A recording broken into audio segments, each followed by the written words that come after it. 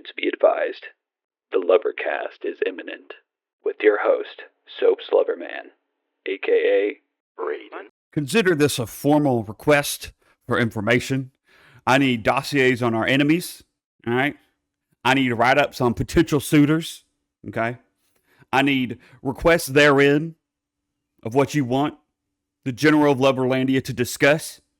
All right, some of you got the head start on that. I appreciate it. We'll get to those today. And also, do you like my shirt? Do you like my shirt? Do you like my shirt? Ah! Don't answer that, because if you say no, I will have to kill you. It's nothing personal. It's just policy, you see. Loverlandia, we take things very seriously. First of all, don't disrespect the General. He will cry. It's me. I'm the General. I'm sensitive. Don't talk to me. Don't talk to me. Everybody say yeah, yeah, yeah, yeah, yeah, yeah. Guys, how are we doing? Good morning. Good morning. Okay. So, for context, it's light outside this time. Oh, day. I can see the daylight, daylight, daylight. Anyway, Taylor Swift? Anybody? No? Too early for Taylor Swift? Who the fuck? You're questioning why I'm in power? General of Loverlandia? What are you doing singing Taylor Swift? Listen, Taylor Swift, second in command. All right? Militarial appointee, you see. All right? I don't give a fuck what you people have to say about it either. All right? It is what it is. That's our motto here. It is what it is, and it is what I say it is. So fall in line, cadets. All right? She's ruthless. She'll get the job done. Don't question her authority. You can question mine. Again, I might kill you for it, but you can question mine. Don't question hers. Okay? She is vicious. She is a vicious, vicious killer, Bella. God damn it. I guess that makes me loca. That's fine. I can be a little loca. That fits. Running this country's a hard job. The president doesn't do anything. He's just a puppet on my strings. I play him like a little... He does his little dance. It's me pulling the strings. That's me, okay? I don't know why you guys elected me the General. You'll never see a new one. I'm implementing a dynasty, you see. So, I have a few really, really, really, really random things to talk about today. So, on last week's episode, I talked a lot about gay stuff, and then I talked a lot about Gigi Perez, which we will get to. I'm not going to spend as much time this week talking about it, but what I will say is I think if you look in the description of the episode, check the description for all my links and info. No, you'll find the, like my weekly songs. And this week, I'm going to do a little segment at the end and talk about like 3 to 5 of the songs I've been listening to this week, which, as those in the Discord have been very quick to point out, yes, it was mostly Gigi Perez. I think I listened to 169 tracks of hers this week, aka I played them almost 170 times. Yeah, yay!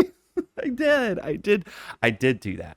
And there's a very select few that I've been listening to on repeat, so I will talk about those. Probably not at the length in which I discussed in last episode, because I have a lot to get through today. Okay, and first up, who wants to talk about a man? I mean, not like a man, you know what I'm saying? A man. So, I'm a gamer. You guys know that. I'm a gamer with a Y. I'm a gamer with a Y, little G-A-Y-M-E-R gamer. So, I saw the new GTA trailer. I did. I used to play some GTA back in the day with my homies, and don't talk to them anymore. Just doesn't happen. Haven't played GTA really since. But I've been, keeping tabs on the new GTA. Just to see what it's about, And they had, like, teased it a little while ago, and I was like, that's nice. Like, that's cute. Okay, I might play it. Then they released this new trailer. And I'm sure some of you know exactly where I'm going with this. If you've seen my Twitter recently, you know exactly where I'm going with this. Jason Duval. Girl. I mean, they knew what we wanted. The girls and gays, they knew what we wanted. They were like, we have to get this marketing. We have to get it right. We have to get them in. Get them in on this. The development will go crazy. They delayed it. And they were like, everyone was like freaking out. They were like, oh my God, we're going to be so old when it comes out. Bitch, first of all, be for real. It's like a year. You'll live. It'll be fine. Second of all, they got the girls and gays to be like, take your time. Take your time. Take your time. Because Jason Duval, you guys, bitch. Like, come on, man. Jesus Christ. Got me hot and flustered just thinking about him. Dude, he is so fine. He is so fine. And he wasn't in the original teaser, which is why I was like, this game might be fun. Like, I might play it when it comes on Game Pass. Maybe. Who knows? I don't know. Now, bitch? I think we know who might be second head of command under Taylor Swift. All right. Yes, I know he's fictional. Yes, I know he's not real. But he could still run Loverman from the sidelines, man. You're so fine. Oh my God. First of all, look at this man. Look at this man. Oh my God. Where's him shirtless? I need him shirtless. Right now, Google.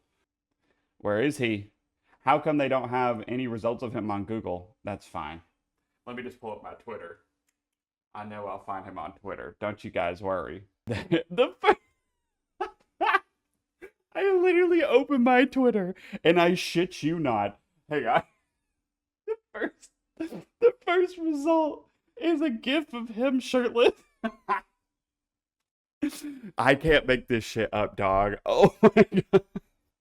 It just is what it is. I mean, I'm just a man. Okay, first of all, let me like that. Second of all, let me retweet that. Sorry, bark. I'm civilized. Dude, he's so attractive. I need me some of that. I need some of that. Give me that. God damn it, dude. They knew what they were doing. They released a sweaty, oiled up, hot young man. Hairy, chest, all down the middle. And they knew what they were doing. They said, we want the gays. We want the girls and the gays, and we're going to get them. All right? And they got me. They got me. They did. They did get me. Yep, they sure did. Oh, they got me. But anyway, guys, let me know where we should appoint Jason Duval in our hierarchy. I believe he should really hold a place in which he can make impacts and be seen by the people. Because I feel like the people, they'll want to see him. Okay? And I also need to see him at every occasion. Every public event, he needs to be there, full display. Also, addendum to the recent laws about public indecency. Jason Duval's he's free from that. He can do whatever he wants. No shirt, no shoes, no pants, no problem. No problem. It's okay. Yeah, he can do what he wants. No, you guys don't agree? Are you sure? Are you sure? Slides metaphorical knife from my pocket. Are you sure? Oh, now you agree. Now you're okay. Okay. All right. We're good. We're good. Thanks, guys. Thanks for this productive little, parliamentary session. Thank you. Thanks. Oh, God damn it. Dude, I've just been sitting here looking at this GIF loop. God damn. The tattoos, too. Oh, my God. Okay, I have to stop now. Oh my days, dude. Jesus Christ. Now that I'm done lusting after a fictional man, another one. I have one on my shirt and one on my computer. What's next? One beamed up to my Neuralink brain chip that I'm forcibly given in like 10 years when it's mandatory. Ooh. Ah, wow. I see him everywhere. Like, oh my God. The next decree from your militaristic hierarchy, oligarchy, ABCDEFG political system. Birria tacos. I can't roll my R's. I had a really fat tongue when I was a kid, and it was just fucked up. And so they had to do a little laser surgery, and I used to say my R's as W's. I used to be like, it's wabbit season. Like I really want to go to the wabbit petting zoo. Like, I couldn't say my R's very well. I couldn't, guys. I could. Then I got surgery, and I could say my R's. Oh my God, I could say my R's, but I can't roll them. Took Spanish all the way through college. Could never roll my R's. But anyways, birria tacos. Delicious. Okay. Had never had them before. But I went to get lunch with an old coworker of mine. She's incredible. Um, and she literally, like, we talk. She has like her own little side business. She makes like t-shirts and stuff. She's a sweetie. And I hung out with her and we talked, like, we just caught up. We gave each other dish on our new jobs. So yeah, we were getting lunch and it was really good. And I'd never had those birria tacos before. They were delicious. They were yummy. I get why people rave over them. I want to have them again. I found a place near my apartment that actually has them, and I'm so excited. Um, yeah. And anyways, I caught up with her. It was great. We had a great time. We could talk all day. Literally, after we left, she was like, "Next time we're meeting up after hours and having this combo of our margaritas, so we have a few hours and some alcohol." And I was like, "Girl, I'm there. I'm there. I'm already there." Like, shit, girl, you get me. Now I get to work with someone I also really like at this different company that's much more inclusive and it's not homogenous. Um, which like it's underrated to work in a place with like people don't realize the like people there's like this like anti-diversity now. Bitch. It's so nice to have a bunch of different folks where you work and you interact with a bunch of different kinds of people. It encourages perspective and it encourages like I don't know, just more efficient and more prolific work. Like when you have all these different minds coming together from different backgrounds, more like higher level work. Like you just get better product. Like for those like, business pushes a product. Like whatever you're doing, it just comes out better. Comes out cleaner, it comes out better. When you have more eyes on it that have a different set of perspectives. That's just my 2 cents on the matter. Yeah, fuck anti-diversity movements and shit. Just screw that stuff, dude. Are you kidding me? Like, let's make it more homogenous. Gross. Get that shit. Get that shit away from me. I don't want it. Get it away from me. Be in the nursing home when I've like lost my mind. Get away from me. Don't get near me. Sir, it's time for your bath. I don't want you to touch me. Where's Ghost from Call of Duty? I want soap oiled up. Sir, it's 2076. I don't know what the hell you're talking about. What do you mean? Oh my god. Anyway, Birria Taco.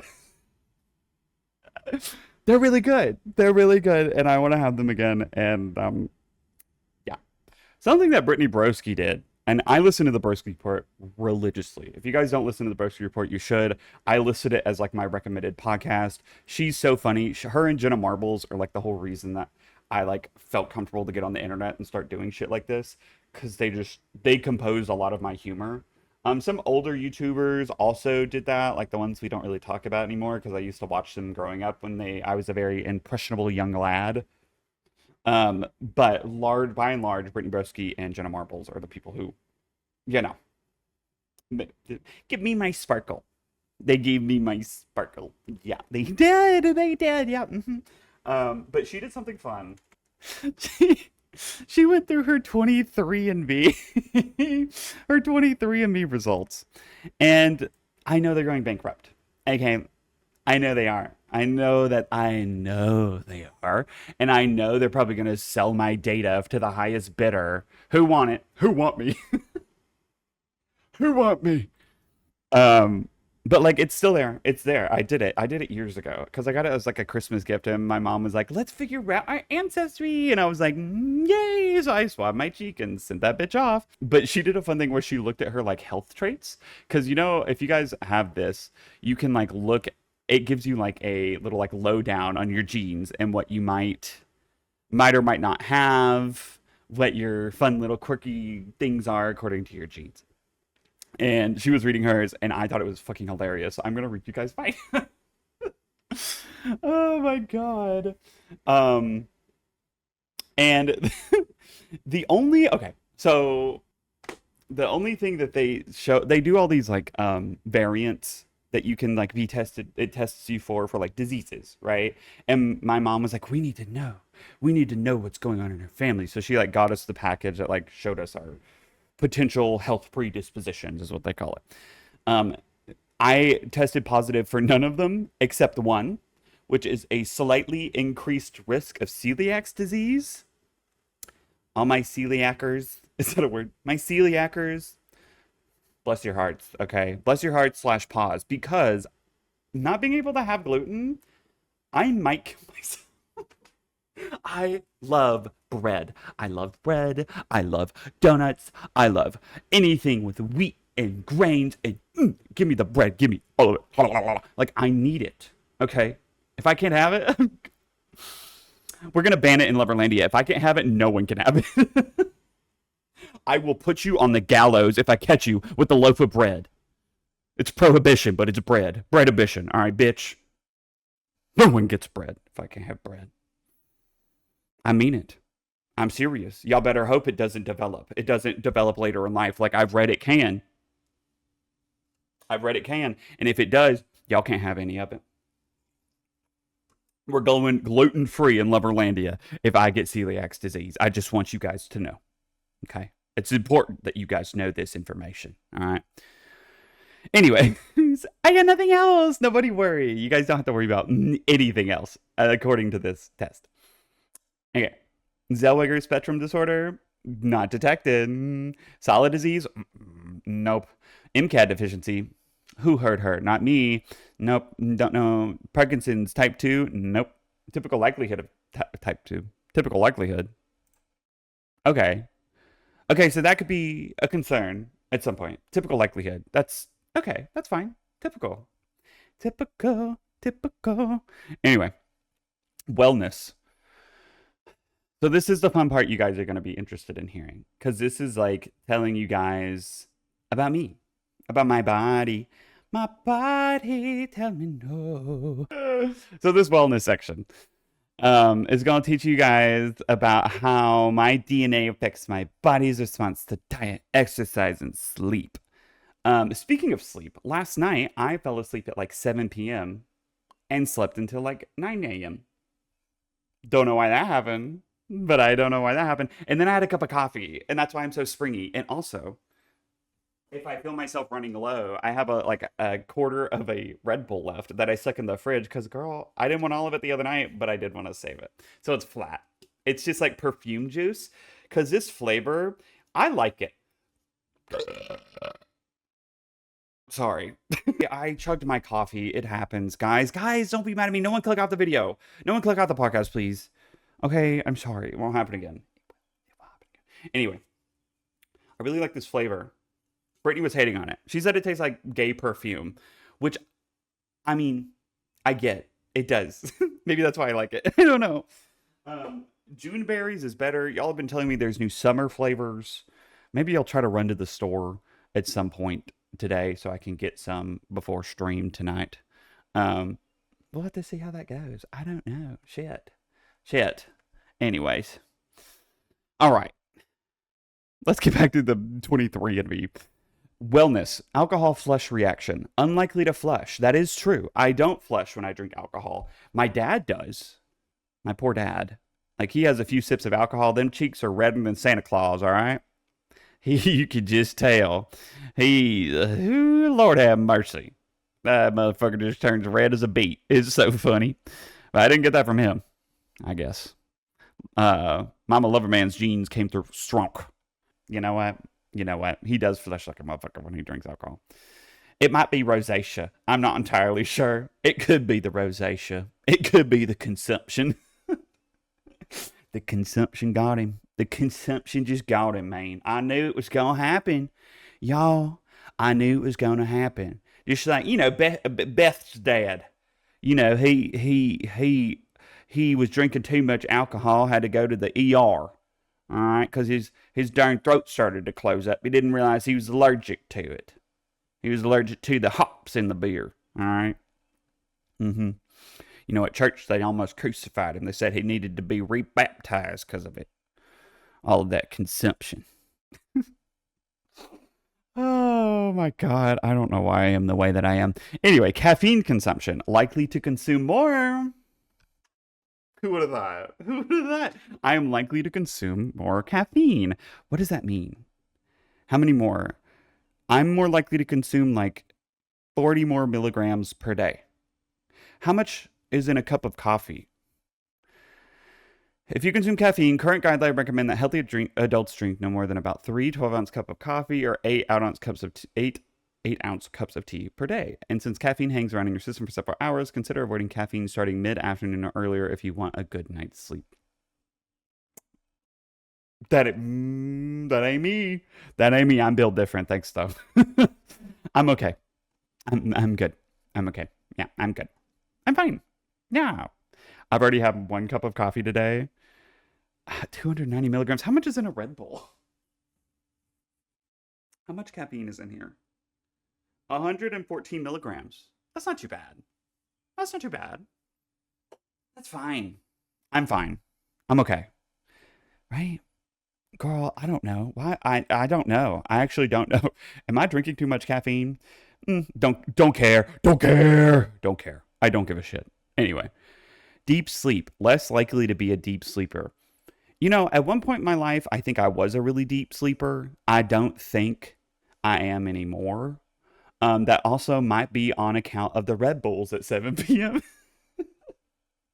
That might be because I drink enough caffeine to keep a horse awake all night right before I go to sleep. You know, that just might be it. Yeah, not likely to be an especially deep sleeper. That's pretty much true. That's pretty much true. And but I don't know. I think I sleep okay. Like, I think I could sleep deeper. And on nights where I get deep sleep, I'm like, wow, I feel much more refreshed. But like, it's whatever. Like, I can live. I just pop up and have my cup of coffee, like every other American in the system these days. I do go to sleep late most of the time, and I don't know why that is. It depends on the day, but I feel like because I work from home and because a lot of what the work that I do, even on the side for, like this podcast and Soaps Loverman stuff and all that kind of jazz, it's mostly during the day that I do it or during the evening. And like basically when I'm done streaming on the days that I stream, like there are some days I stay up just like hanging out with my friends and like make free time because I'm realizing I was sort of listening to Brittany's podcast today and she was talking about how she doesn't have free time really. And so she makes it. And a lot of the time she said it's at detriment to herself. And I was like, girl, why you in my brain like that? I got brain worms. I can feel them crawling around. Like I was like, girl, you're in my brain because I do the same thing.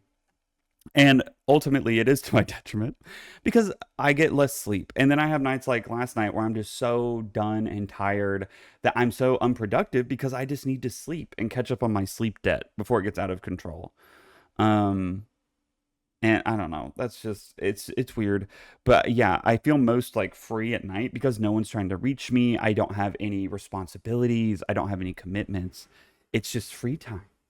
And it's time I should be asleep, but it's time that I want to spend doing stuff. You know what I mean? Like playing some Minecraft with my friends and just having a chill time or like hanging out and talking to them or like watching TikTok. Like I don't even have time to scroll on TikTok unless it's late at night and I should be asleep. And like God forbid, like back in when I was in high school, Brittany also talked about this, like staying up till 4 in the morning, wake up at 6:30. I did that. I was staying up till like 4 or 5 in the morning, watching like Ray William Johnson and Shane Dawson on YouTube on my little weird flip phone that somehow had access to YouTube. And then because my dad made the mistake of getting us unlimited data, which we still have that plan. Somehow we still have unlimited data. Every time I go to Verizon, they're like, "Whoa, this plan's like archaic," and I'm like, "Yeah, I know, thanks." Everyone says it every time. Can I just get a new phone? Because I dropped mine in the pool and the screen shattered and it's filled with water and I can't get it out. Thanks. Yeah. Need a new phone. Yeah. Yeah, I need a new phone. Yes, I get it. Yeah, it's an old plan. And no, I'm not swapping off of it. Thanks. Thank you. Yeah. No commission for you on that new plan. Sorry. No, I'm keeping this one. Hate to break it to you. Anyway, I'd stay up all night.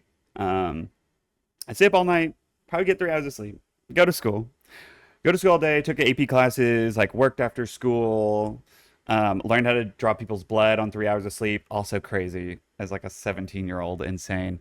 Um, and like did all these things after school. Like literally didn't leave school till like 6 p.m. every day. Went and ran 2 miles. Worked after school like 4 days a week. Like all this stuff. I'm like 3 hours of sleep. Like running on fucking empty, bitch. You want to talk about running on empty? I did it, and maybe that's why I have a weird relationship with sleep. Maybe that's why. Who knows? Who knows? Who knows? Not me. I don't, bitch. I don't know. But anyway, yeah, that used to be me. All to say, I don't sleep deep often anymore. I wonder why. I wonder why. I don't encourage that. Please sleep. If you're watching this and you're in high school and you're like, I did the same thing. Don't.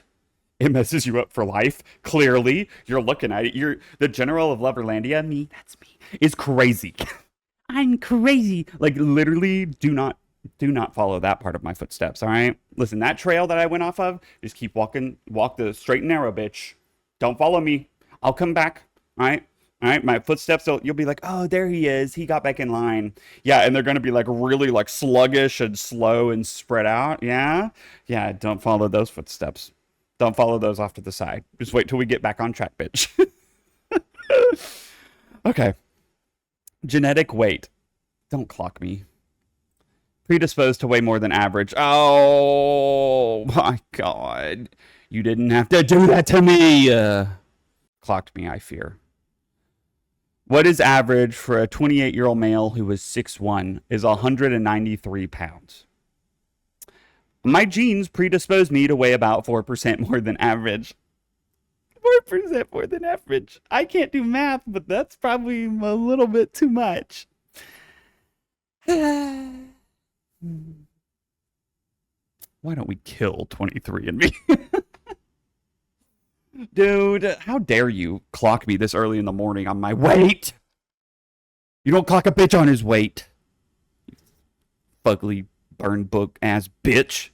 Sorry, I need to calm down. I was going to say, this podcast is family friendly. It's not. It's not friendly for your family. It's not. No, it's not. I guess 4% if it isn't that much more.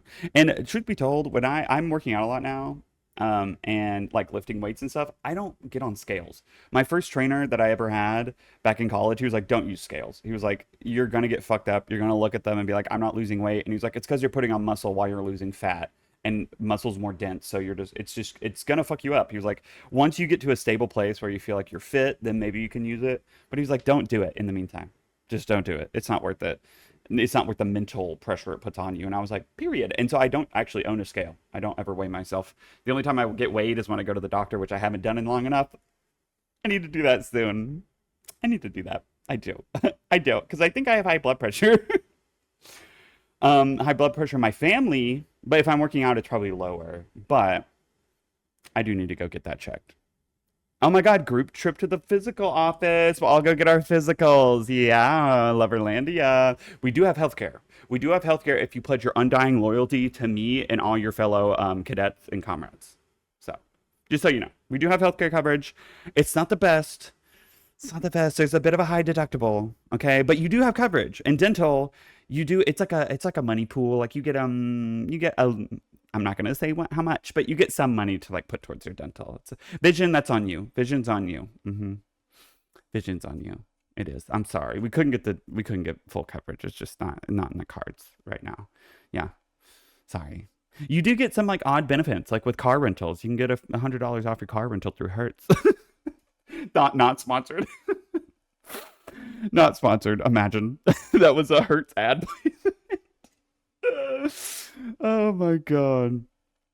But no, you get like these weird little deals that no one ever really uses, but they make you feel oddly better about your coverage, even though it's like really a non-factor. Lactose intolerant. Tolerant, bitch, I am. I am very tolerant of lactose.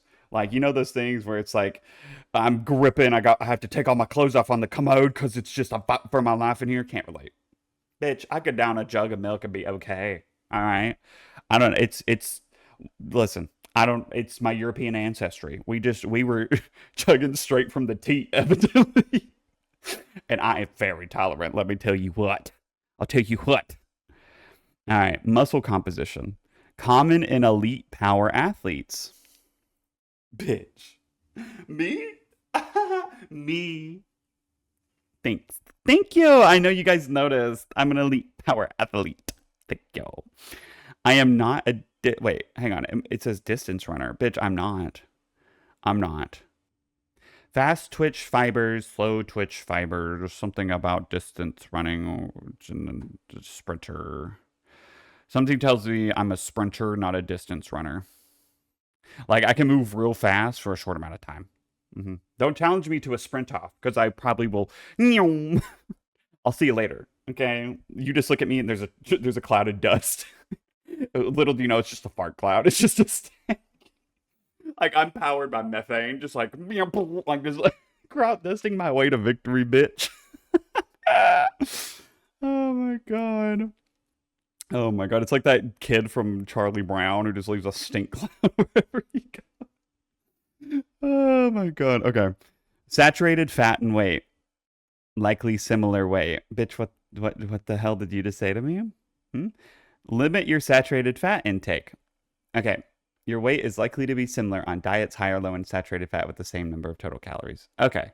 So, like, I can kind of just eat whatever I want within a caloric reason. Within smart calorie reasoning. Okay. Got it. Thanks. Thanks for giving me a non-answer. Sleep movement. I move an average amount during my sleep. Excellent. I love that. It said like 12 times a night or some shit. Believe it. Believe it. Okay. Traits. All right. Here we go. Explore the genetics behind your appearance and senses. Senses. Senses. I don't know. Ability to match musical pitch. Less likely to be able to match a musical pitch. I don't know. I feel like I can kind of do that. Maybe. I don't know. All I do is, like, I sing in the shower. I sing in my car.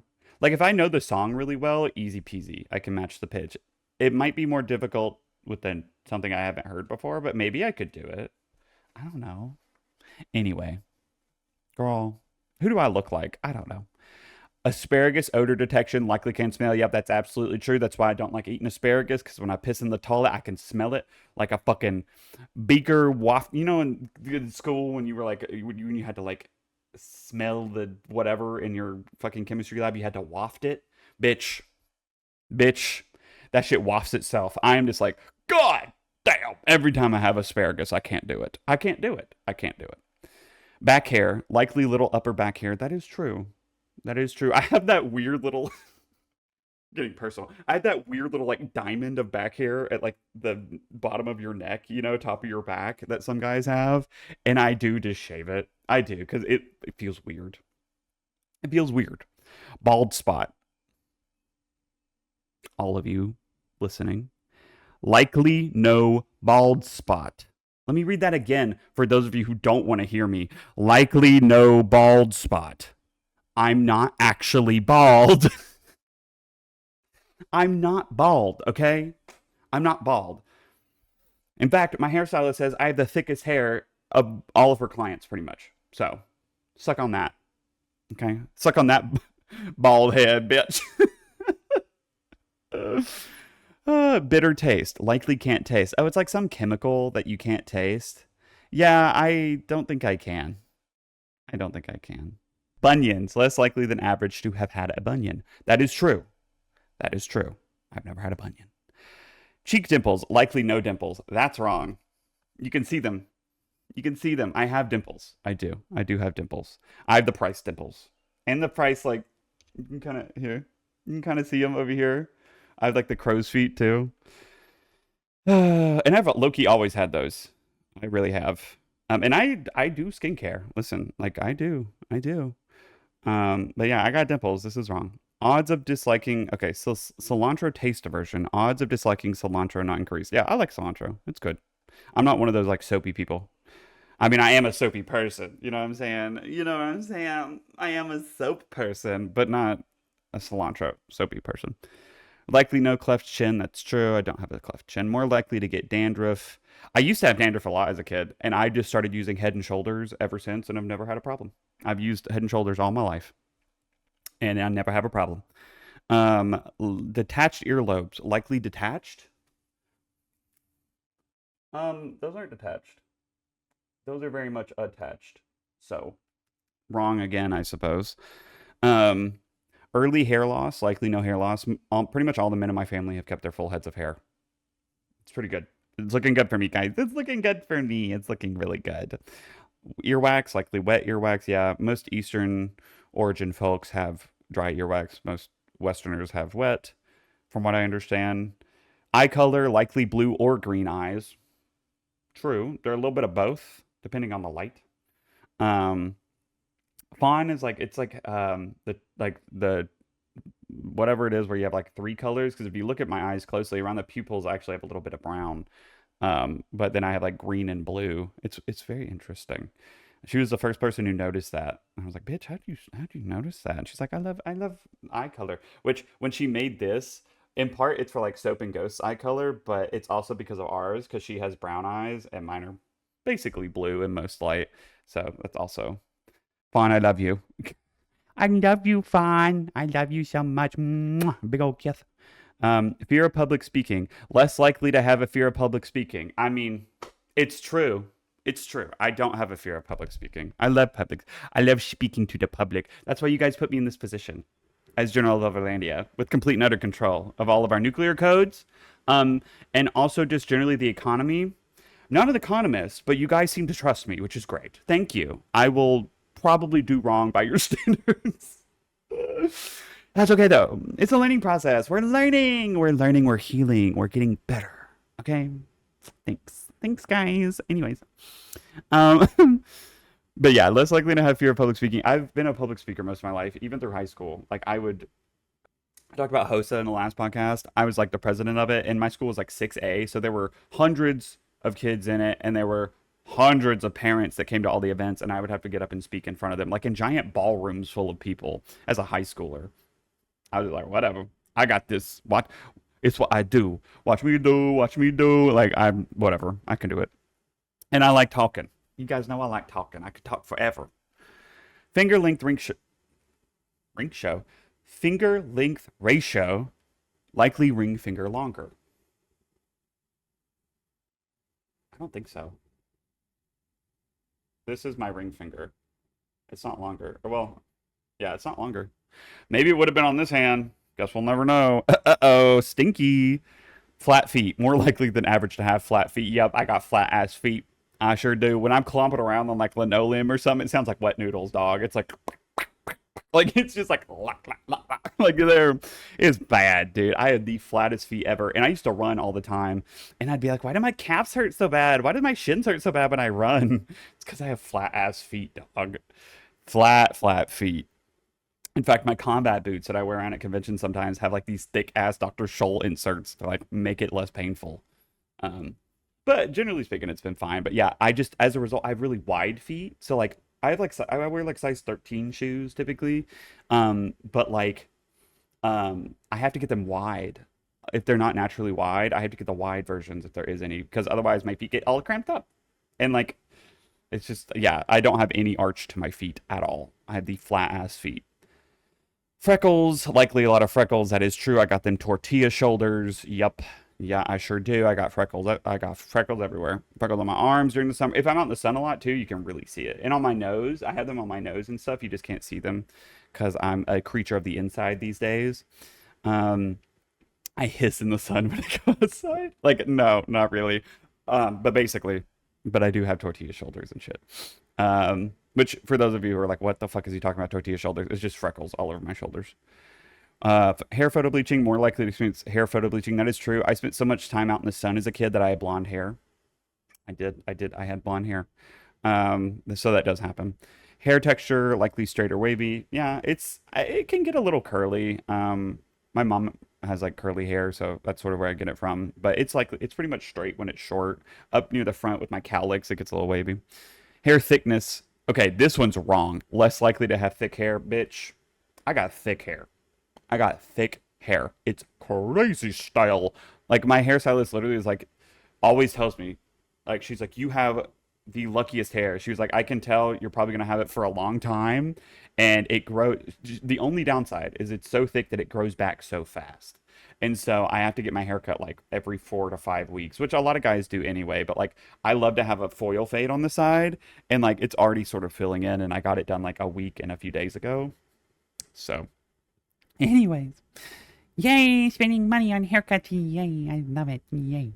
Yeah. Ice cream flavor preference. I prefer vanilla over chocolate. I do. I'm sorry. It's the mandate of Loverlandia, okay? You can have your chocolate ice cream, but don't you dare for a second try and say that it's better than vanilla, because it's not. It's not. It's not vanilla ice cream. Preferably strawberry. Preferably authentic strawberry, not the fake shit, but like vanilla over chocolate. It goes strawberry, vanilla, chocolate. I'm sorry. It just that's the law of the land, and you guys are gonna have to deal with it because I'm your ultimate supreme leader, and you don't get to have a say in these things. You just take orders, okay? Sorry about it. Light or dark hair? Oh, who did your hair? It's likely dark. Go figure. Misophonia, more likely to hate chewing sounds. I do. I hate chewing sounds so much, dude. I hate them. I hate them. I hate them. I hate them. Like my dad at dinner used to chew. He doesn't quite chew with his mouth open, but he smacks his lips and he does kind of chew with it open. You know what I'm saying? He has like the dad chew, like a. And I'm just like, why? Why do you have to do that? And I would always be irrationally angry at dinner. And like my parents would be like, what is wrong with you? And I'd be like, I don't know. But it was because I was sitting there listening to my dad smack and chew right next to me. And it literally made me want to, like, in the cartoons where they like peel the wood off the tables with their fingernails, made me want to do that shit, dude. Drives me up the wall. Drives me crazy. Okay? But if you smack or open your mouth, it makes me irrationally angry. Like, it makes probably the average person be like, ew. But, like, for me, I'm just like, stop, please. Like, anyway. Mosquito bite frequency. Likely bitten as often as others. Yeah, I get bit, but nothing crazy. Motion sickness. Less likely to experience motion sickness. Yeah, rarely do I get motion sick. Some fair rides started doing it to me when I was younger, and I just haven't been back since. So I can't speak to that. But I never get motion sickness in like cars and stuff. Newborn hair, likely little baby hair. Bitch, I don't know. Maybe I had it. Maybe I didn't. That's a question for Mama Loverman. Photic sneeze reflex. Likely no photic sneeze reflex. Yeah, pretty much. I don't really tend to sneeze when it comes to light. That's like when you walk out in the sun or really bright light, you can sneeze. Doesn't really happen to me too often. Red hair, likely no red hair. That is kind of true. In like my head of hair, it's not really red, it's more brown. But like brown and dark red sort of start to look the same when they're next to each other. Color theory. But my beard has a lot of red in it. You can almost kind of see it now. It's got like a reddish tint to it in some places. I do have red hair in my beard, so I don't know. Skin pigmentation, lighter skin. Bitch. I'm like almost as white as these motherfucking walls, bitch. The fuck? Stretch marks. About a 50-50 chance of having stretch marks. Fair? Yeah, I mean, I think I'd have them, probably. I think I've had them at various points. Sweet versus salty. Likely prefers salty. I don't know. I don't really have an opinion. I like them both. I like them both. I can do both, all right? I have the range. Thank you. Toe length ratio, likely second toe longer. This just in, that is true. My second toe is longer than my big toe. All right. Never really thought about it. It is true though. That is true. And this does in fact say likely second toe longer. It does. So those of you who want to run for office in Loverlandia, I have some bad news. If your big toe's longer, you can't do it. You cannot do it. I don't trust you. I'm sorry. It just is what it is. Unibrow, likely at least a little unibrow. Bitch. Where? Where? Where's the unibrow? Huh? Bitch. Get it right. Don't try to clock me. Don't try to come for me if you don't have the right information. I don't know whose genes you got, but that ain't mine. Wake up time. Likely to wake up around 8:48 a.m. No. Even when I slept all night last night, which technically I did wake up at various points this morning, but I was like, I want to keep sleeping. I was like, I have not slept enough. I need to keep sleeping. I don't tend to wake up at that time. But whatever. So like if I'm in a dark, if I get it, like right now I don't have any like blackout curtains or anything, so the sun sort of wakes me up. If I'm on that cycle, then yeah. But like in a dark room, bitch, I could sleep all day. Bitch. Depends on when I go to sleep. If it's a night where I stay up till like 4 or 5 in the morning, I'll sleep all day. If it's a night where I go to sleep at like 8 p.m., I'll wake up at like 6. And then I'll go back to sleep until like 8 and then 9. Widow's Peak, like we know Widow's Peak. Excellent. Guys, there, the traits of your General-in-Chief of Loverlandia. Please do with that information as you will. Like I said, at all public celebrations, there will be no chocolate ice cream. There will only be strawberry and vanilla. Thank you. I will take no input on this matter at this time. Thank you. You can submit a ticket to the Dropbox outside my office. Just know that I never really look at those, and I use them as fire fodder to start the fireplace in my office that I have as well. Yeah. Yep. The more you write, the better it does, because the ink we use is flammable. So, yeah. Thank you. Thanks, everybody. Yeah. Yay. We had Minecraft as an indicator for a recession. There's not much to talk about here. I just had this thought of like, I'm starting to see a lot of YouTubers go back to Minecraft. And the last time I saw this was during the pandemic, when there was an economic recession because of the pandemic. And I'm just wondering, is it an indicator? We can sort of be foresighers here in Loverlandia. We tend to have a gift of foresight. And I'm just saying, we're battening down the hatches. We're hoarding toilet paper. We're buying responsibly and safely and not clearing the shelves, but getting what we need to prepare, okay? Because the Minecraft YouTubers are at it again. And the YouTubers who never post Minecraft, suddenly, it's Minecraft time, okay? And even me, I've been playing a lot more Minecraft recently. And I'm just saying, perhaps this is an indicator of sorts for something. Who knows? Who's to say? We'll find out on next episode. We'll revisit this topic. That's what we'll do. We'll set this in motion. You guys think about it. Look at your YouTube recommended. Look and see what you see. Because I'm seeing it. Maybe you guys will see it too. More Minecraft. Recession? Who's to say? Well, I would be the one to say. I'll let you know when the economic statistics come in for Loverlandia, but right now we're okay. I think it's looking a little rough. Okay. My Amazon imports, not going great. Not going great. A little more pricey. The price keeps going up and up and up by a few dollars. Yep. But Minecraft eases all the pain. So maybe that's what it is. Maybe everyone's just sort of like panicking and playing something that gives them nostalgia. But we'll revisit this on next episode. Minecraft? Recession? Gasp. I had some questions from the Discord I wanted to answer, actually, is what I wanted to do. In our Discord, there's a channel called Podcast Talk. If you get in there and ask a question and tag me in it, there's a chance I'll talk about it on the show. So this question, it comes from Finn, and he is asking about circumstance in which I got started, like, with my channel, with my community, etc., etc. Does he think it was destined to happen? Do I think it was destined to happen?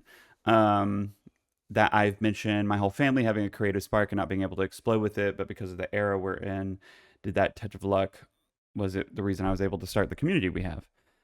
In my mind, what was the spark that led me to being able to start this?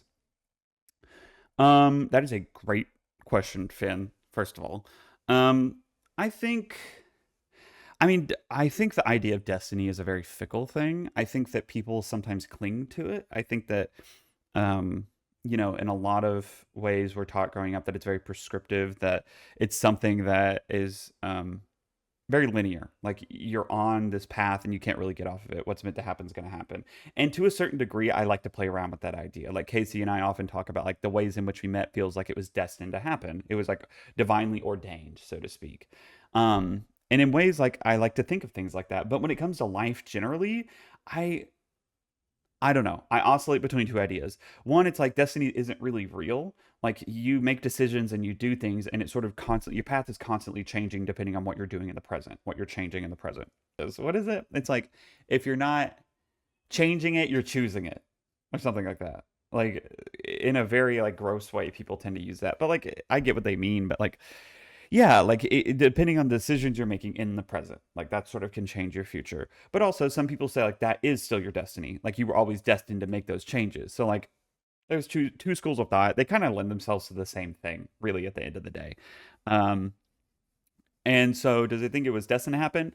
I'd like to think so, but, like, I also know that I sort of made some decisions. Like, my first decision was I got in the gym. I started feeling more confident about myself enough to start making, that was like, I really want to cosplay. Funnily enough, I refound the Call of Duty fandom because of my other TikTok where I used to make Baldur's Gate 3 edits when that game came out.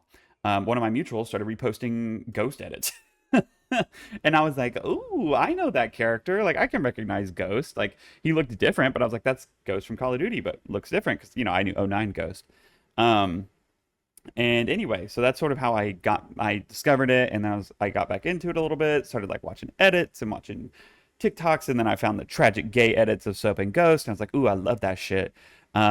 And then I was like, I want to cosplay, and I never cosplayed before. I'd always thought about it. I was like, what better way than to sort of connect with my roots? I've played Call of Duty for 15 years. What better way than to get back into it than to cosplay Ghost? But I knew like I didn't want to be one of those cosplayers, like, just the Indian Eye type, more adult oriented. Didn't really want to do that. I wanted to just be fun. Like I wanted it to be something that I could do that was fun and like do skits and things like that. Because I like to make people laugh. Like ultimately, like I was a quiet kid, but that's because I never had the confidence to sort of speak my mind and try to be funny. And, that just wasn't me. Um, and and actually at that lunch yesterday I was having with my coworker, she was like, I can tell you're stepping into yourself. She was like, you're really coming out of your shell. She was like, you seem so much more yourself than when we were working together. And I was like, I think you're right. And she was like, I'm just really proud of you for doing that. And I was like, thank you. Oh my God. But Finn said, that I mentioned my whole family having a creative spark and not being able to explode with it.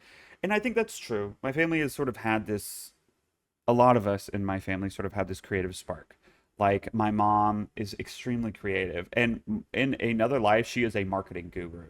But she wanted to have a family, and that just, at the time, the work she was in, it just didn't lend itself to having a family, and that was her priority in life, was to have a family and foster it. So, um, she took her creativity, and I see it in things like the way she decorates for the holidays, or the costumes she'd make for us for Halloween, or just little stuff like that. And even when she was a teacher, her room was always a really fun one, and all the kids they were like, "Oh my God, I hope I get your mom as a teacher," like regardless of what grade she was teaching. But like, everyone wanted to be in my mom's classroom. Like she just, creativity sort of just bounds from her in all directions in anything she does. And I think that comes from my grandfather. He was a union worker all his life. But he's like really artistic. Like he can draw little comics, and he does, and he has all these little comics that he's drawn, and they're really cute. They're really, really cute. And I didn't know that up until like I was in college, and my mom always said like, you get that from your grandfather, your papa. And I was like, really? And yeah, it's like he probably could have been a newspaper comic artist. Like he's really talented. Um, and Yeah, and anyway, so that sort of trickled down in our family. My oldest sister was really musically talented. She was great on the saxophone. Um, and just generally like just, theater. Both my sisters did theater, both very talented there. But my oldest sister went into medicine, which I think does require, some of the best practitioners of medicine are creative. And she does breast oncology and helps women with breast cancer. She literally just got the certification, had to go to Italy to get it, of to be one of the only people in the country who can do a laparoscopic mastectomy, I think it is, or something, so like something very intense. But like the amount of creativity you have to even consider trying something so new, I don't know. Like, you know what I mean? Like, and then to push that, to market it, to brand yourself that way. Also, like, it's not artistry traditionally, but like, I still think it's there. But yeah, she sort of just went a different route in life. My other sister, again, theater, would write, loved music, singing, and all that. Like, they both were vocalists, stuff like that. Um, and she went into law. My mom still thinks eventually she'll end up in front of a camera. Maybe it'll be like Law TV, like SVU, or like How to Get Away with Murder, shows like that. She thinks that one day that I could see my sister like writing that after she's gotten real world experience. Um, but we both love to write. We both sort of have that side of us. But she went into law, and she's really loving it. Like that's one of her passions in life, is helping other people in that regard. But in law, typically people boil it down to being very uncreative. But I think that's not true either. I think you have to have a degree of creativity there too. Um, definitely not broadly used, but you do have to have it. And then there's me, who I've always been a creative. I've written, I've drawn, I've I knew the guitar at one point. I literally have a guitar right off screen. I don't know how to play it anymore. Maybe I can try to relearn it one day, for stream or something. But um, I love music. I love poetry. I mean, I got my degree in English and linguistics. I love language. Like I am very much the like creative kid out of the family. And then now I do this, like, and I degree, and I know that this requires a lot of creativity constantly. I'm constantly creating things. Um, so yeah. Luck, absolutely. Luck is totally involved. I think that the way things happened and the community that I found, I am so lucky to have found because there's a lot of people out there, a lot of influencers who it's like a crab bucket. Like they will pull you down to get ahead of you. They won't let you out. And I'm just lucky to have found people that I believe really have my best interests in mind, like I have theirs, and they back me up, they support me, they're just there for me. And that's really rare. It's really rare. Um, and yeah, I just it's nice. It's nice. But yeah, beyond that, it's just luck. It's like I think I had a few TikToks get picked up and went pretty viral. That's lucky.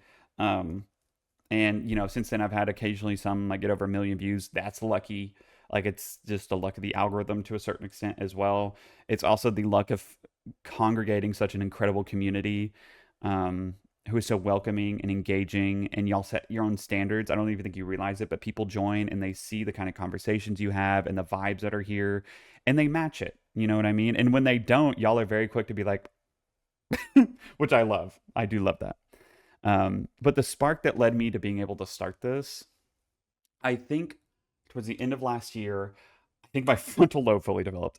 But really, I woke up one day and I was like, I am tired of the life that I'm living. I want to do something new. I need to do something new. Something's got to give, something's got to change, and I need to do something more creative. I want to be more engaged with what I'm doing. Um, and it happened, and I made it happen to an extent. Callie's very quick to tell me that because I'm like, yeah, if I hadn't gone to meet Neil the first time, blah blah. And he's like, that might be partially true, but also like you put a lot of work into this, and you need to recognize that. And so I try to recognize that too. Is like I had a drive to this. Like I started cosplaying Ghost, and I started cosplaying Price, and I started doing all these fun things. But at the end of the day, I'm putting a lot of work into it, a lot of my time and energy.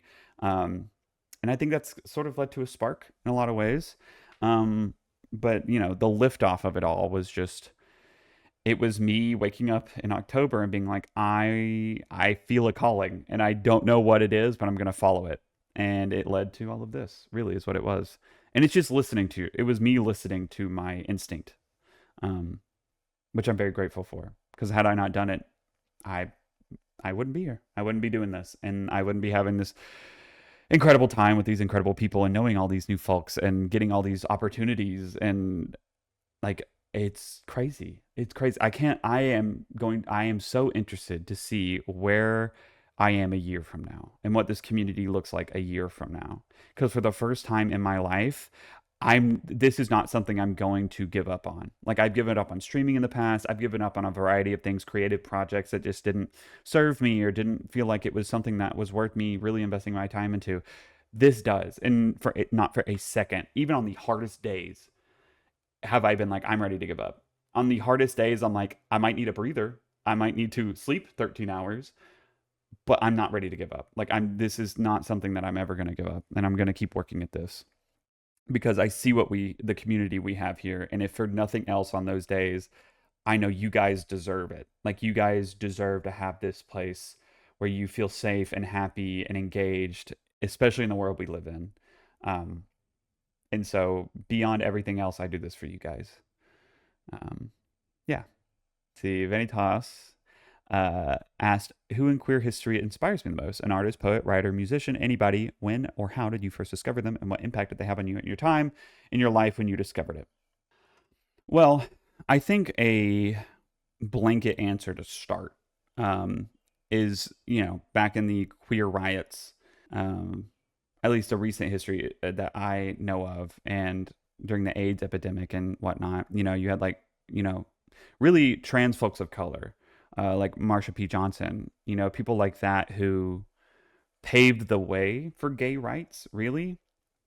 Um, I mean, the fact that really I probably wouldn't have the rights I have today, and I wouldn't be able to be as out as I am today if not for folks like them, um, her and all the other queer folks who threw the first stone, at Stonewall, so to speak. It without them, I don't think I would have the life that I get to live today. Um, and so, I try to honor them often. Um, let's see. Oh, poet. I'm thinking of a poet. Um, and it's not confirmed that he was gay, but after reading a lot of his works, he definitely was some kind of queer. And I mean that in like the gay sense.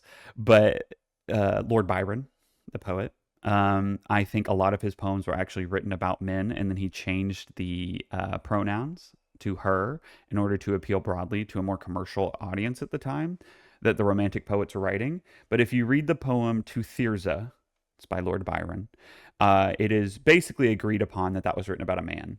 Um, because I'm pretty sure he abstains largely from using pronouns, which is very interesting for him. Normally he uses her quite a lot, but in that poem in particular, he doesn't, if I remember, or he only uses it sparingly. And if you read it, it sounds like it's written for another man, and it's like it's a poem about romance and feeling and that kind of connection. And anyway, there's like rumors that he and Percy Shelley actually were like a thing, and that's why Mary Shelley burned Percy's journal when Percy drowned at sea. His journals never came out. She like got rid of them. She burned them. And I think it's because he had written about Byron in them. So I could talk forever about this, but I do believe that that was like a fairly queer inner circle that Lord Byron had. And yeah, yeah, that inspires me too. It's sad to know that he had to sort of live his life quietly, but Oscar Wilde too, another queer author, queer poet, queer writer. He was jailed. He was jailed because of it. Um, so yeah, also I think about that often. I think about him. You have like your David Bowies and stuff, of course, naturally. I think about like that kind of generation of musicians who definitely made the initial pushes and towards like queerness and stuff like that. Yeah, and I mean, I think I have people all throughout history that I sort of point to and think about. Um, all the way up to the more present moments where I have like Gigi Perez and folks like that who are still actively making a name for themselves in their queerness and living their truth. But I think I can point to that, broadly throughout history. Um, which is really cool. It's really cool to see. Yeah, I'll do Alex's next question. Um, I would love to see you talk about your life in college and how you went from healthcare in high school to English and linguistics. So I studied healthcare in high school, did that career path, thought that's what I wanted to do, and was a licensed phlebotomist for a little bit in high school. And then I got to college and I went in studying like psychology and like wanted to go into like psychiatry. And I do love psychology. I loved it. But, at the time there were people like, don't get a degree in psychology. So I was like, ugh. So I also loved physics. So I tried to swap to physics and astronomy, and I loved the astronomy, hated the physics, couldn't get through calculus. So that had to change. Thought about doing computer science, which I kind of regret not doing. I wish I got that kind of degree, but anyway, probably would have still had to do calculus, unfortunately. And so then I was like, well, I've always loved to write. And I love language. So I went into English and I really thrived there. I really did good in English in one of the harder English programs in my state as well. Yeah, it was kind of just me trying on different outfits for a little bit. It's like a freshman year cycling through, but by the end of my freshman year, I had sort of um, finished. I had sort of, gotten to the realization that I wanted to study English and study language and study writing. And so I did. And I felt very fulfilled. It might not have been the best degree for like a high paying job out of college, but I felt very fulfilled in doing it. And I met some of my best friends doing it. I made things I was very proud of. Um, yeah, and my English focuses were poetics, which is like the not just poetry, but the construction of it. So like, that's why I read a lot of Lord Byron and stuff. I studied a lot of the theory of poetry. I took a lot of poetic theory classes, understood like why we like poetry, why humans write poetry, what does our typical constructions consist of, that kind of thing. And then creative writing also on the side because creative. And then linguistics, just because I like language. I like understanding the why and how we speak to each other. And it kind of was like a natural crossover. Um, and so, yeah, that's sort of how I jumped between those things. And then finally for today, Elijah or Eli had asked, uh, I would love to hear about how you found the COD community and why you started cosplaying. I started cosplaying because I liked Ghost. I liked his aesthetic. I didn't know anything about the community as it stood when I started. Um, in fact, I only really knew of Soap and Ghost and how they had begun. I knew that they had been shipped. I didn't get into it until right after MW3 released. Tragic, tragic time to get into the fandom. I'll tell you that much. Especially as a Soap enjoyer. But I played COD since Modern Warfare 2, the original, came out. Um, because I got that and I got COD 4 and World at War all at once and played through all of them and loved it. My family had no idea how violent it was. They just knew all my friends were playing it, and my friends' parents was like, "You should get in this. You can play with our little Jackson." And so I got it, and yeah, me and my friends started playing. Um, and I loved it. I loved it. And I found community very quickly. Looking back, it's kind of interesting. I found community in the sniping community in Call of Duty. If you guys remember the early days of FaZe Clan, now that name probably leaves a taste in your mouth, but back in the day, they were just a YouTube page. Like, I found them when they only had a few thousand subscribers and like followed them back when they did trick shots and they like did sniping videos on YouTube. That's when I got into Call of Duty. Is back when like that was happening, and I was like, "Mom, can I have an HD PVR to record my?" And eventually they did get me one, but it took like a year or two of begging them, and by then people had already gotten their start and like, all that kind of stuff, and it was kind of too late for me. Um, but like I did find community there. Some of my best friends I found doing that, and that's sort of what got me into Call of Duty. And you guys know, anytime you watch me play games, I always gravitate towards sniping, and that's just sort of now any shooter I play, I love sniping because of that. I think that's why it's like nostalgia.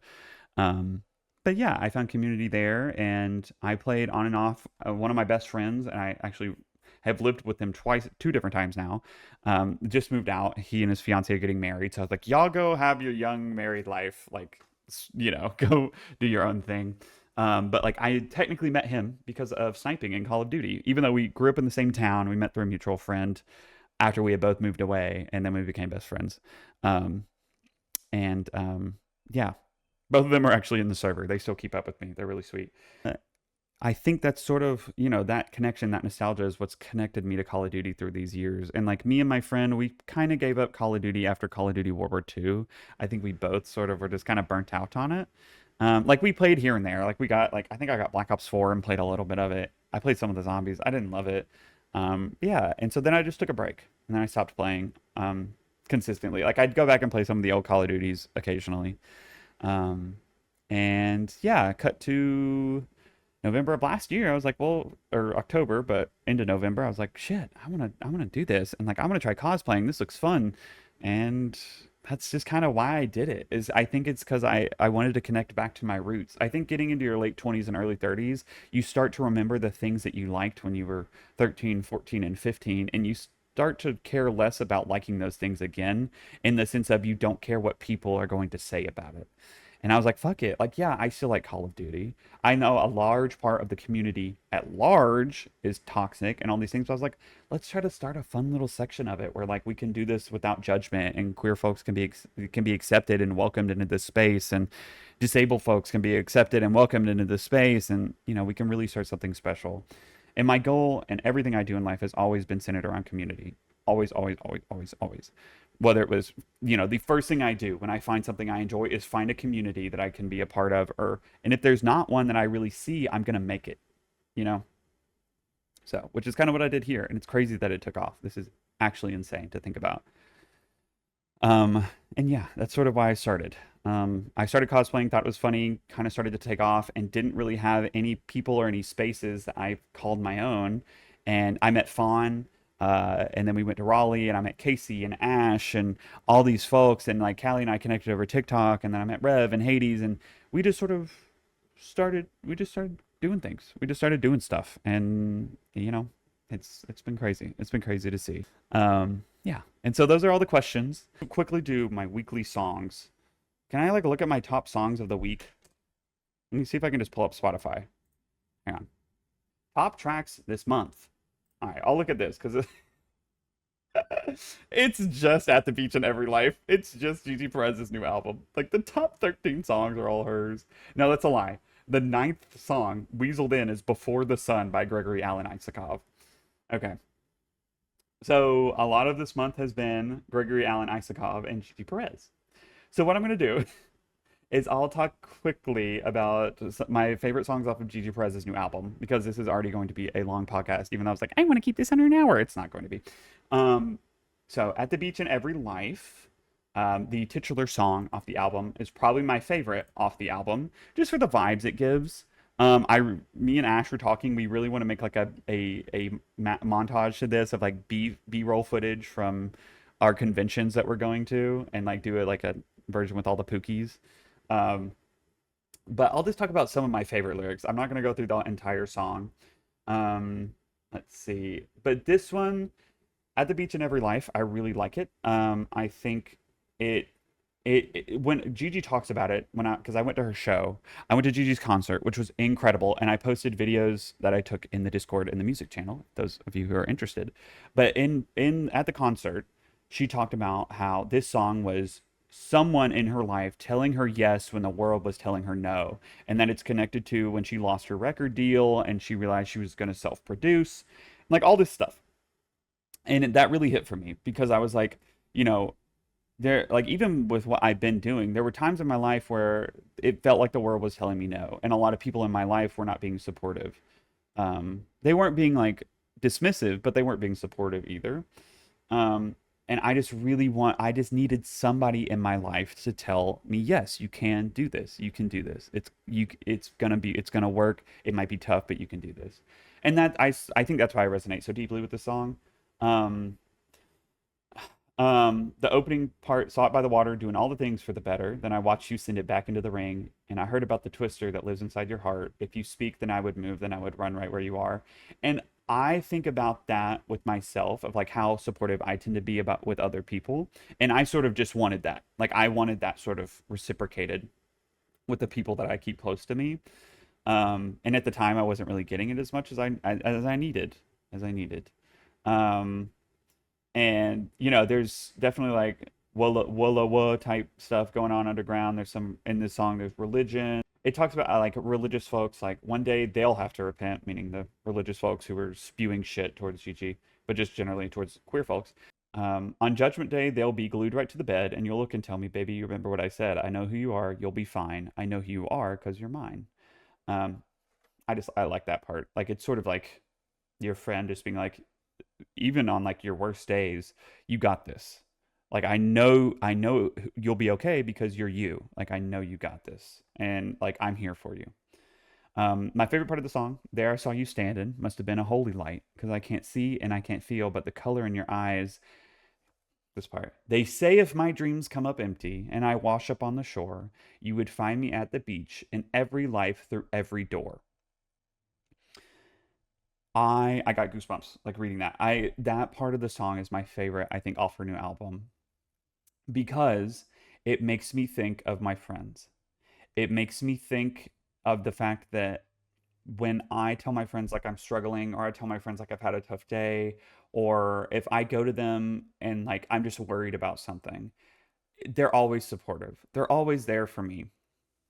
In case you know, the other day I saw like one of those TikTok slideshows where um it's like one this really cute watercolor artist, I forget their name, but it's like a picture and it's like two stars and it's like, like can't basically like can't wait to see you again, or will I see you again, or something like that, and they're like smiling at each other, and they're like they're above the earth, and it's like two stars holding hands, and they're like can't wait to see you again, and then they go down to earth in different places, and then it shows like later these two little animal people meeting, and they're like oh my god it's you, and they hug, and I sent that to Casey crying because I was like, oh my god, bitch, this is us. But I feel that way. Like I feel that way with all my Pookies. Like I know, like I sent this to Casey in particular, but this applies to everyone. But like if they would, if I know, like even if this doesn't work out, and if they find me washed up, devoid of the dreams that I used to have, like they would still meet me where I'm at. They would find me in every life, through every obstacle. Like they're gonna be there for me, and I think that's really special. Um, And it makes me think of that damn post with Casey, and I'm already getting, my throat's already closing up a little bit. My eyes are getting watery. Um, and then the last part I'll speak to this song is the refrain at the end, this part in particular. And how could you be no one when you're everything to me? And like I think about that because like sometimes my friends like, I've had conversations with Casey and she'll be like, I've had a really rough day. Like I don't like I'm in a dark place, and like not that she like says that she feels like she's no one, but like that's sort of how depression can make you feel sometimes. And like me and her are both open, like we both dealt with it, in various points in our life. And it does try to weasel its way back in sometimes. And when I hear that, I just think of the conversations we have. And like in my head, I'm like, especially when my friends talk really down on themselves and like they're sort of in a dark place and they feel like they're nothing. Like they feel like their worth is sort of through the floor, and like, they're not feeling themselves. And I'm like, you cannot be nothing because you mean everything to me. Regardless of how life is making you feel, you feel, you're everything to me. And like, I don't talk about yourself like that because it's not true. You know what I mean? And I think about that, and I think that's why this song is my favorite, because it speaks to me. It really does. And then Sleeping and Sugar Water are definitely my next two, and I'll talk about those two really quickly. These will be a little bit shorter because, like I said, At the Beach in Every Life is like my song, bitch. But these two are really good too. And this one, Sleeping, is just catchy. Like I really like it. And it's talking about like how she sort of like sold her soul when she was like with that record label, and like just sort of like how it like put her in a dark place in that whole chapter of her life. Yeah, I slipped into that pretty black mess, sold my soul, and yeah, it made less than I knew I could get on for it. I was sleeping, I was snoring. Basically, like you knew that you could do better, but you were just trying to get through life. You know what I mean? Or just trying to get to your destination, get to your goal. You didn't meet me at the park. You didn't meet me in the rain. You didn't meet me at the car. You only drove me insane. And then again, and I just like that part. It's just you didn't meet me where I needed you. You didn't, you know, you weren't what I needed. You didn't serve me. And I don't know. I just love that. When I slipped into that pretty black mist, sold my soul back then, it made sense. But I knew I was so in for it. I was sleeping. I was snoring. Um, and then again, she says that sold my soul, and yeah, it made less. And I knew I could get on for it. I was desperate. I was whoring. Basically, just doing what felt like she had to do to get where she needed to go, and like it really wasn't serving her. I just like that. I like the song. It's also just really catchy. It's a really catchy song. Um, Sugar Water, so good. And obviously, all these songs were incredible performed live. Oh my god, I could do a whole episode on her live show. And I'm sure at some point I had things I wanted to talk about today, and I could not just sit there and talk about Gigi again, but we'll get back to that, I promise. Next episode I might talk about her concert. I was born in Hackensack, Dragon of the Zodiac. She was born in New Jersey. Um, let's see. I circle in, it's all pitch black. The first time a boy called me fat on the field, I threw the ball and laughed like it didn't hurt at all. It's, yeah. I mean, I think that line I love, you know, even as a gay man. Like I've had men like make fun of my weight before, especially before I started working out. Like suddenly all these men who didn't give me the time of day are like in my DMs. Like, girl, don't even try. You did not want me back then. You do not get me now. Sorry, it's not how that works. And Florida is filled with bags. I lived through the Simoniacs. I mean, Florida is filled with bags. I was like, oh, oh, gotta go. Oh, oh, oh, too much. um, but in particular, the song's about her siblings. And obviously she had an older sister who passed, but she has a younger sister. And at her concert, she brought her out. Bella, her younger sister, was out on the stage with her singing, and I was a mess. But the line, "You were born in Queens too soon. Miracles usually come in twos. And what about when there is three?" Bella said, "Leave room for me." I'm the third. I'm the third sibling, and so this part always sort of chokes me up because it's like miracles usually come in two. What about when there's three? Bella said, "Leave room for me." And I was kind of like the surprise. My parents were not planning for me, and I sort of just came along, and I had two older sisters, and I sent the song to them, and I was like, "I'm thinking of you." Like right after the concert, I sent them. I was like, "I miss you guys." um, but it's the dynamic of having two older siblings is, and being the youngest especially, it's pretty intense. And I wouldn't trade it for the world. But the texture of our Barbie's hair, the trampolines we flew midair, and father scared me with a mask. I laid with you in the biggest grass. I mean, it's nostalgia. It's talking about what it feels like to be a kid and be young and, you know, be with your siblings and missing that and not being able to go back to it, but wanting to. The sky was blue. The sky was blue. Our favorite tree. I want it bad. I want it back. We laid under. You made me tea. I want it back. I want it back. Sugar water you served me. Um, I think about that because I grew up in the South, and sugar water just makes me think of like overly sweet tea. And I know it means a lot to different people, and I know, I mean, it could be whatever, but sugar water, that's what it thinks makes me think. Sugar water to me is like sweet, really sweet tea that my sisters tried to make for us. Um, yeah, and it's just really good. It's just really good. It's really good. Um, and like knowing what happened with her sisters, I'm just like, wow. It's nostalgia. It's thinking about growing up with your siblings and missing that. Um, yeah, we stared into the super bit. We sat and watched it there all night. We laughed so hard until we cried. Now I can see your silhouette casting over my twin bed. Repeat every word you said. Like fire, I'll make sure they all spread. I don't know. It just it makes me miss my sisters. It makes me miss my sisters every time I listen to that song, and I love it so much.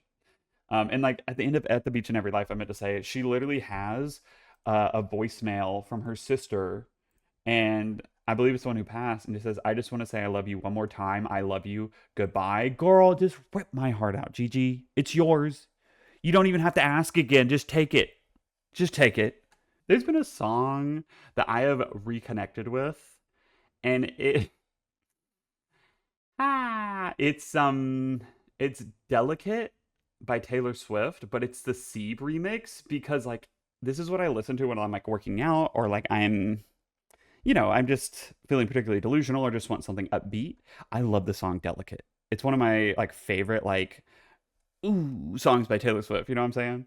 But Dive Bar on the east side, where you at? Phone lights up my nightstand in the black. Come here, you can meet me in the back. Like, girl, I if one day a man is like that, if some like famous man is like, like we can't be seen together in public, but you can come like meet me at this like dark bar, I'd be like, sign me up. I know I shouldn't. I should think highly of myself and not do that, but I would. I would do it for the lore, and also because I'm delusional. Okay, because I'm delusional. Um, Dark jeans and your Nikes. Look at you. Oh damn, never seen that color blue. Just think of the fun things we could do. Girl, I'm right there with you. I'm right there with you. You're sizing him up. You're seeing his eyes and be like, girl, I get you.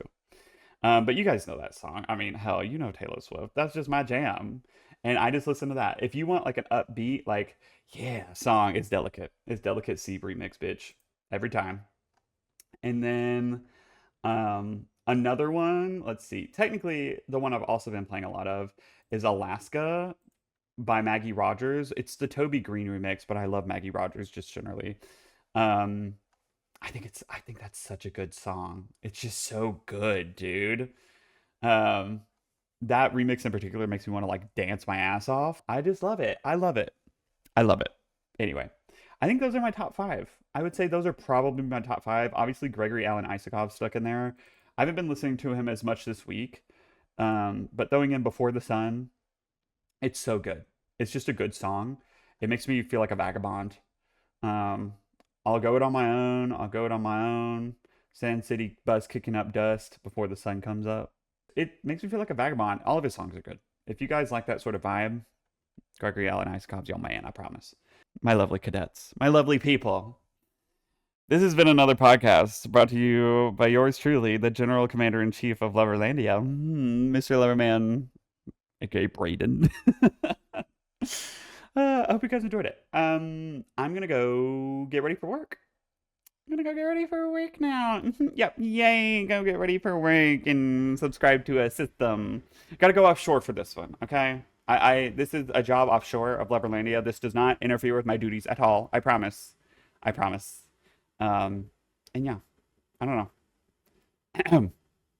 Uphold our good values, our standards in Loverlandia, okay? Don't make me come deal with you. You don't want me to do that. You don't want me to. I promise you, you don't want me to do that. You don't. Okay? All right. Now listen. I'll talk to you guys next week. Take care of yourselves. Or don't. If you don't, remember, we have healthcare, no vision. All right, no vision in Loverlandia. Got healthcare though. All right, universal healthcare, extra healthcare benefits for our cadets. I know you guys need it because I put you on the front lines every day. Oh my god. Anyways, I'll talk to you guys next week. Bye. La la la. I am Lord. This is my outro song because I don't have one yet. Yippee! Who the fuck is Braden?